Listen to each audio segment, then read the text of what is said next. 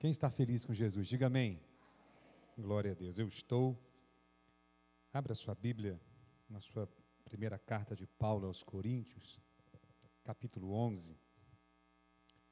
Eu quero, enquanto você abre, agradecer ao pastor Eliezer, à irmã Liliane e toda a sua família, pastor Wellington, sua família, os demais obreiros, cada membro dessa igreja que tem nos acolhido, tem nos recebido. E para mim é uma honra e uma responsabilidade muito grande fazer parte desse ministério, ser ovelha do pastor Eliezer na direção de Deus, um amigo que nós já temos aí alguns bons anos, e dizer para vocês que vocês são uma bênção, sabia disso? São uma bênção. Me recordo da primeira vez que vim aqui com a minha família, ainda nesse ano, já tinha vindo no ano passado para ministrar, mas depois da pandemia, meu filho gostou de uma tal maneira que um domingo, acho que em maio ou junho, estava tendo culto aqui, à distância, né? Só vinha quem vinha ministrar e eu vim, ele ficou em casa. Depois, quando ele pôde vir, um dia a gente foi visitar uma outra igreja, a convite de um pastor amigo meu, e quando o carro virou no sentido centro da cidade, lá em Friburgo, e não para cá, ele ficou chateado. Pai, a gente não vai no pastor Eliezer. Eu falei, não, eu quero, a minha igreja é lá. Olha que interessante, 7 anos. Temos que valorizar os adolescentes, as crianças, porque não são o futuro da igreja, são o presente da igreja. Então, quero agradecer muito também a minha família, minha esposa, que é uma bênção na minha vida, que Deus nos abençoe. 1 Coríntios, capítulo 11, versículo 23. É muito provável que na sua trajetória cristã, você já tenha lido esse texto centenas. No meu caso, tive fazendo uma conta milhares de vezes, porque pelo menos uma vez por mês você lê esse texto, o pastor lê na hora da ministração da ceia. Algumas igrejas, como a Central, tem 2 ceias, uma terça e uma domingo, então lê 2 vezes no mês. Então, se você tem como eu aí, alguns 20 e poucos anos, né, de crente, você já leu isso muitas vezes, você já conhece. 1 Coríntios 11, 23, quem achou, diga amém. Está muito fraco. Quem achou, diga amém. Porque eu recebi do Senhor o que também vos ensinei, que o Senhor Jesus, na noite em que foi traído, tomou o pão, e tendo dado graças, o partiu e disse, tomai, comei, isto é o meu corpo que é partido por vós, fazei isto em memória de mim.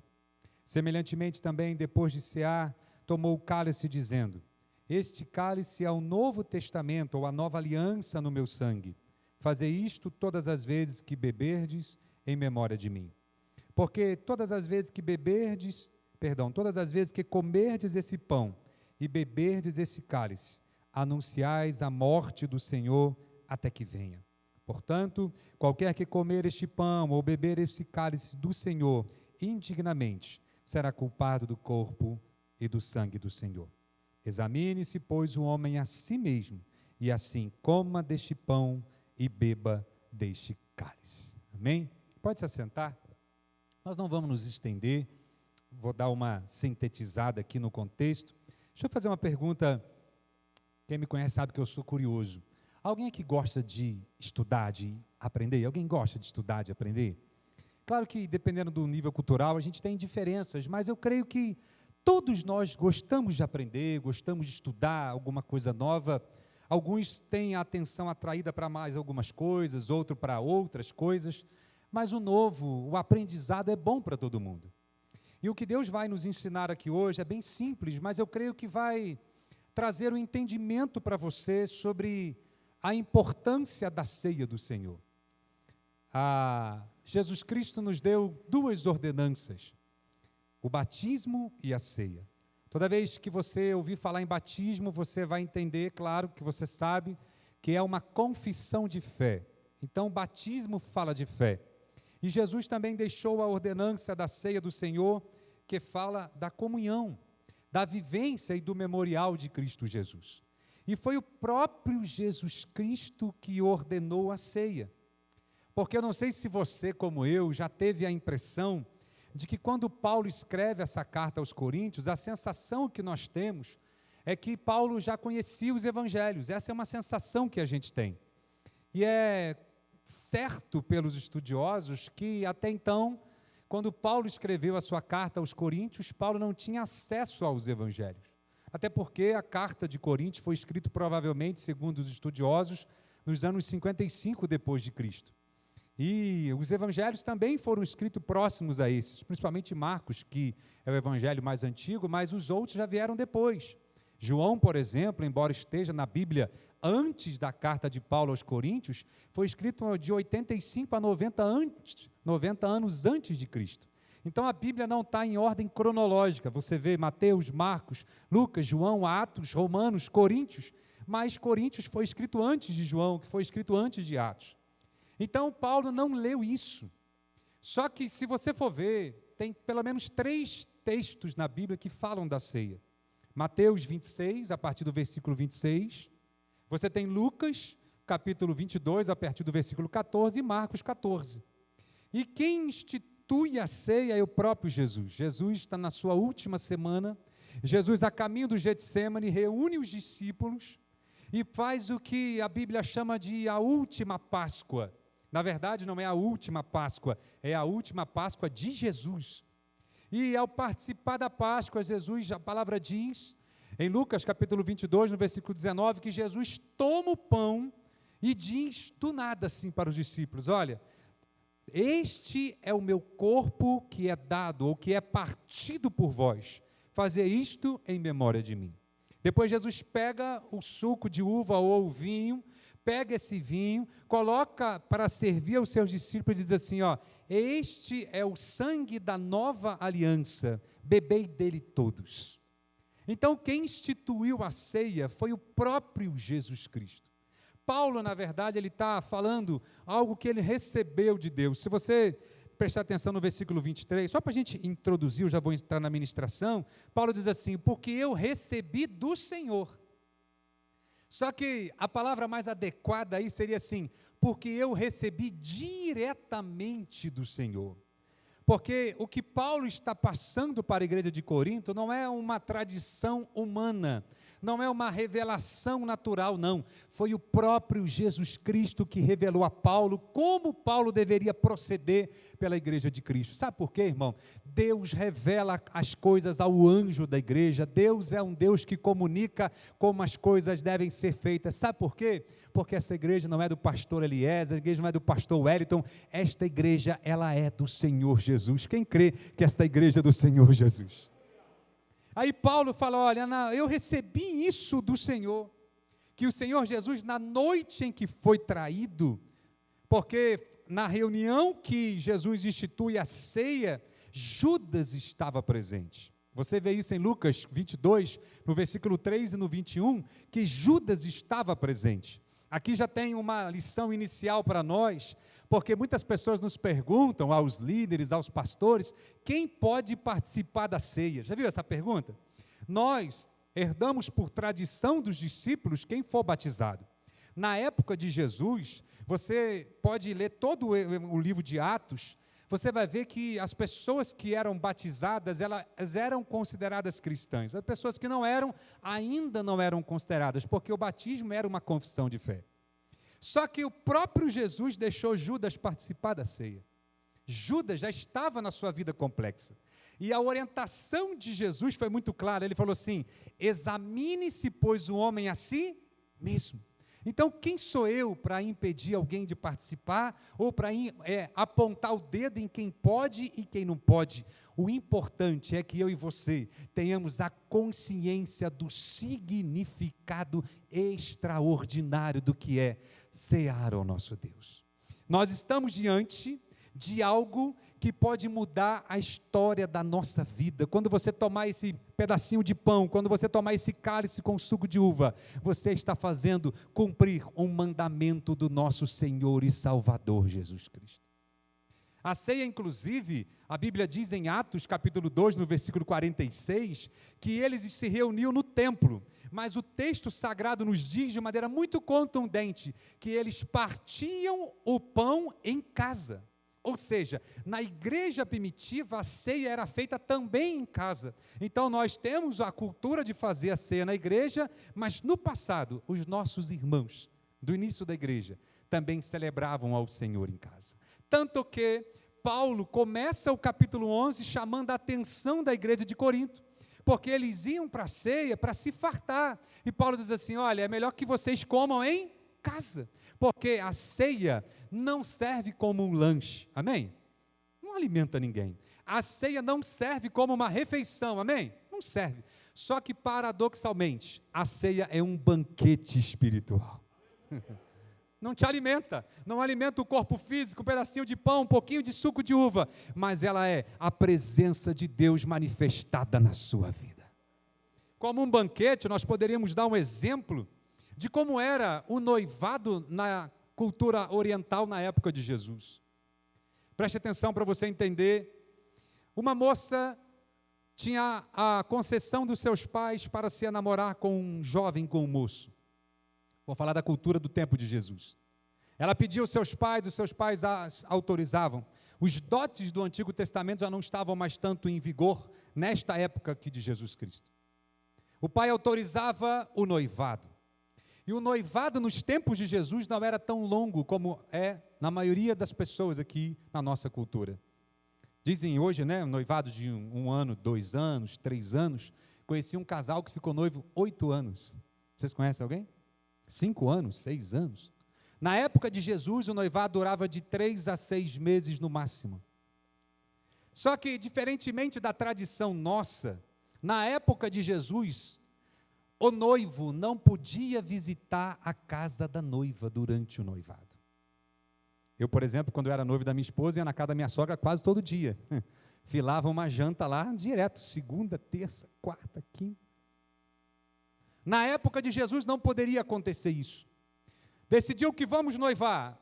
O noivo fazia uma medalhinha para a noiva, como se fosse nos dias de hoje a aliança de noivado. Escrevia alguma coisa atrás dessa medalha da noiva, normalmente colocava o nome dele, um recadinho, alguma coisa bem simples. Dava uma medalha para a noiva e a noiva dava uma medalha para o noivo. Esse era o compromisso do noivado. E durante as semanas, durante os meses do noivado, o noivo não podia ir na casa da noiva, e muito menos a noiva na casa do noivo. Aí o noivo instituía o que a Bíblia chama de amigo do noivo. Você vê a primeira vez disso em Gênesis 24, quando Eliezer foi instituído o amigo de Isaac, quando Isaac foi casar com Rebeca. Está na Bíblia, lá em Gênesis 24. Você vê João 3,29, João Batista é chamado amigo do noivo, ou amigo do esposo, porque João Batista foi a pessoa que Deus escolheu para ser o amigo de Jesus. E o que esse amigo do noivo fazia, pastor? Não estou entendendo nada. Ele era o escolhido para ir na casa da noiva, dar notícias do noivo e trazer notícias da noiva. Agora prepara aí o glória às irmãs, só as irmãs. Não podia ir na casa da noiva sem levar um presente do noivo para ela. A irmã falou glória a Deus ali. Ó. Não podia ir. Agora prepara um glória mais alto. Eu escutei mais glória do lado de cá do que do lado daqui. Acho que as irmãs aqui também, as moças aí, ó. Não era simplesmente um presente como nos dias de hoje, em que você prepara um chocolatezinho, um buquê de flores, né, uma cesta de café da manhã, um perfume, alguma coisa assim. Não, tinha que ser joias. Viu? Glória melhorou. O mais interessante é que essas joias que o noivo levava através do seu representante, do amigo do noivo, para a casa da noiva, eram as joias que ela ia usar no dia do seu casamento. De modo que, se no dia do casamento a noiva não aparecesse linda, adornada, a culpa era de quem? Do noivo. Ninguém falava, seu pai não te caprichou, hein? Sua mãe não te preparou direito. O pessoal fala assim, o noivo não deu os presentes direito para ela. Mas então, o noivo mandava para o seu representante, o amigo do noivo, os presentes para a noiva. E a noiva fazia o quê? Aí os irmãos já vão dar um glória agora. A noiva tinha que apresentar os seus dotes de dona de casa para o amigo do noivo. Sabe qual era a principal tarefa da noiva quando o amigo do noivo chegava? Cozinhar. Ela tinha que mostrar para o amigo do noivo que ela ia ser uma boa esposa. E boa esposa, há 2000 anos atrás, era serviço do lar. Só que ela não fazia o almoço ou o banquete para o amigo do noivo. Você acha que era para o amigo do noivo? Não era, irmão. Ela queria impressionar o amigo do noivo, para que o amigo do noivo chegasse no noivo e falasse assim: olha, rapaz, você escolheu muito bem, porque a sua futura esposa fez hoje uma lasanha. Vocês gostam de lasanha? Fez um bife com batata frita. Foi uma loucura o que ela fez. Então ela se esforçava para apresentar o melhor banquete para que a notícia chegasse no noivo. Rodrigo, não entendi nada a ver isso com a ceia, irmão. Se a ceia é um banquete, o noivo é Jesus e você é a noiva. O amigo do noivo está aqui hoje, que é o Espírito Santo de Deus. Qual banquete espiritual que você vai entregar para ele e levar para Jesus nessa noite? Será que dá para você dar pelo menos um glória a Deus aí no banco onde você está? Será que dá para você levantar a sua mão direita e dizer um aleluias aqui nessa noite? Será que dá para você apresentar alguma coisa para o amigo do noivo, irmão? Quero dizer para você nessa noite, nesse culto festivo de celebração da ceia do Senhor, o amigo do noivo está aqui. Quem está sentindo essa presença do Espírito Santo de Deus? Maravilha, coisa boa é saber que o noivo não está aqui, mas o representante dele está. Ele não nos deixou órfãos, não nos deixou sozinho, ele enviou o Consolador, e o Consolador está aqui para te dizer: a ceia é um banquete espiritual, irmão. Ofereça o teu melhor para Deus. É como se o céu criasse uma expectativa. Vamos ver o que a Assembleia de Deus Matriz em Bom Jardim vai oferecer para o noivo hoje. Vamos ver se vai ser só um lanchezinho, um cafezinho com pão com manteiga, que eu não estou dizendo que não é bom, mas ou se ela vai preparar algo especial para ele. Irmão, sabe o que é algo especial para Jesus aqui nessa noite, o noivo? É a sua glorificação a ele, é o seu coração aberto. Senhor, fala comigo nessa noite, receba o meu louvor, receba a minha adoração, irmão. Aproveite a presença do amigo do noivo aqui hoje. Deixe uma boa impressão para ele. Já viu a pessoa ir fazer uma entrevista de emprego? Quem já fez? Você vai todo largada? Vou botar um chinelinho aí, uma bermudinha, você vai? Não, você quer se apresentar melhor.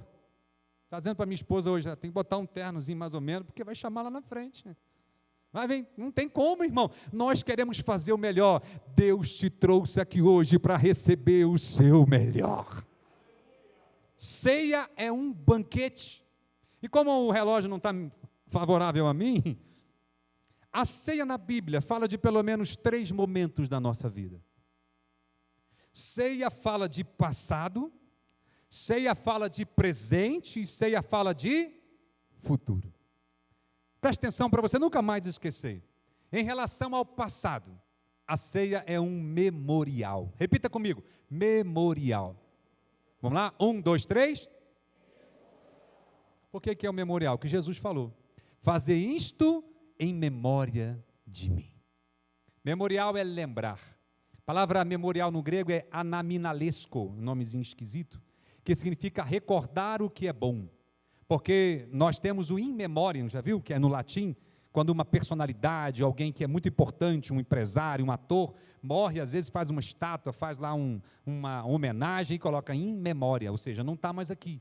Só que na Bíblia, esse em memória está dizendo assim, eu tenho lembrança de algo que me fez bem. Sabe por que fez bem? Porque Jesus morreu, sim ou não? Irmão, morreu ou não morreu? Morreu, mas ele está morto?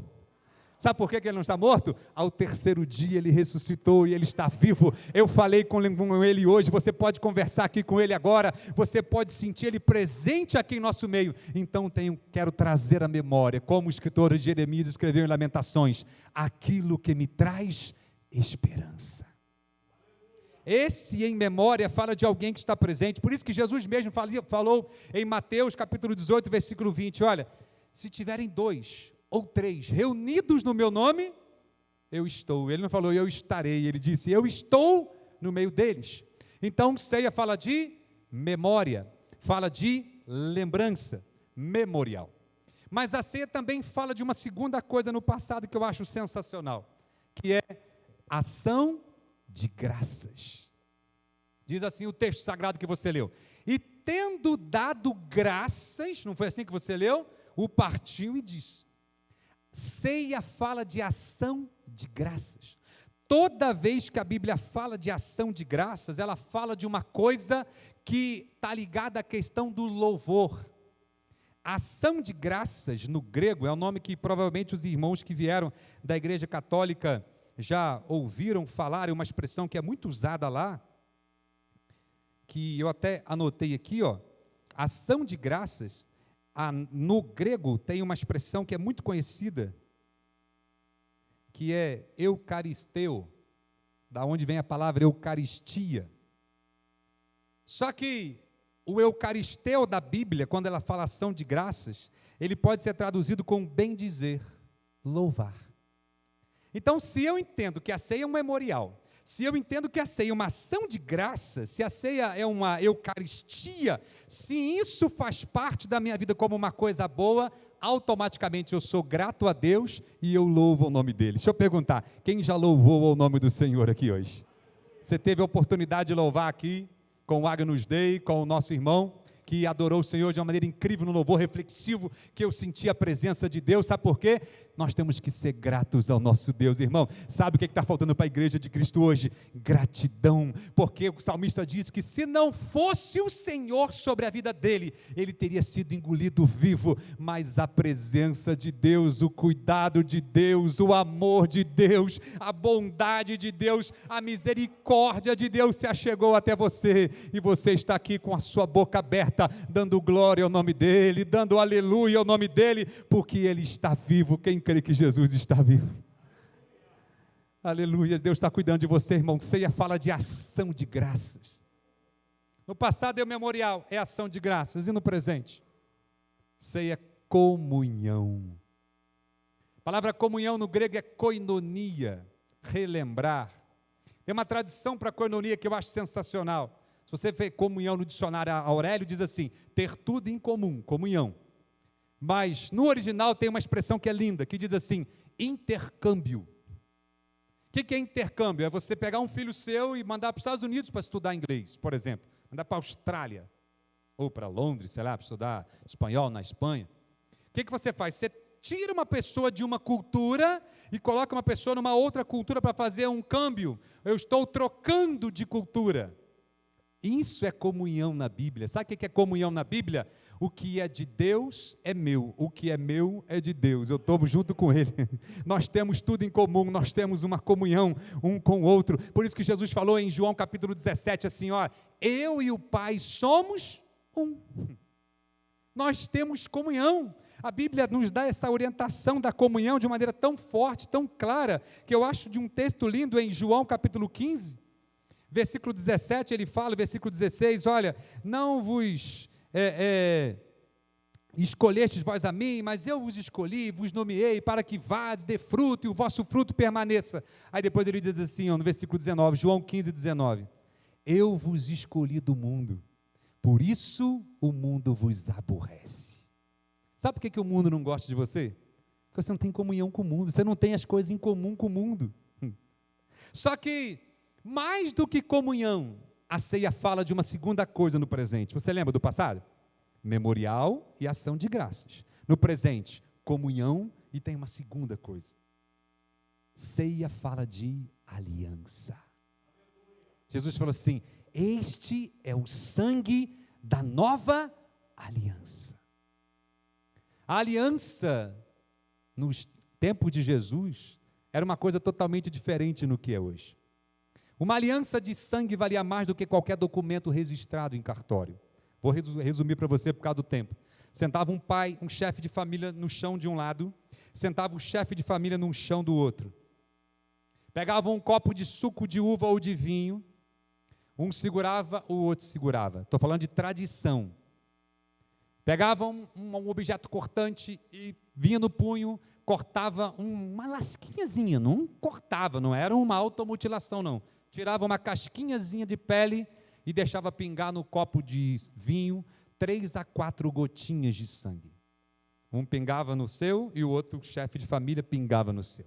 Quando tinha o copo, o suco, o vinho pronto, com a gota de sangue, um dizia assim para o outro, assim, ó, eu tenho uma aliança de sangue com você. E o outro dizia, eu tenho uma aliança de sangue com você. E aí o que é mais interessante, um dizia para o outro assim, olha, a partir de hoje, os seus amigos são os meus amigos. Os teus inimigos são os teus inimigos. Aí dizia assim, ó, se você morrer, um falando para o outro, eu cuido da sua família. E o outro falava, se você morrer, eu cuido da sua família. E eles terminavam o pacto assim, olha, as suas conquistas são as minhas conquistas. Os seus problemas são os meus problemas. Tomavam aquele copo de vinho ou de suco de uva e tinham feito uma aliança de sangue.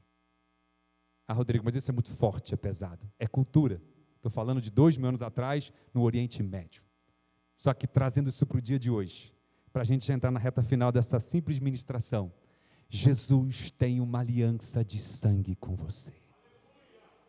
Por isso que eu gosto do nome Agnus Dei, que significa Cordeiro de Deus. Foi o Cordeiro de Deus. A Bíblia diz, em 1 Pedro capítulo 1, versículo 18 e 19, que não fostes com coisas corruptíveis, como prata ou ouro, em que fostes resgatados da vossa vã maneira de viver, que por tradição recebeste dos vossos pais. Mas o versículo 19 diz assim, mas com o precioso sangue de Jesus Cristo, como de um cordeiro imaculado e incontaminado. Irmão, você tem uma aliança com Jesus, foi o sangue dele derramado, que João disse em 1 João 1,7, nós fomos resgatados com o sangue de Jesus, e o sangue de Jesus Cristo nos purifica de todo o pecado. Quem tem esse sangue de Jesus, essa marca, levante a sua mão, dá um glória a Deus aí.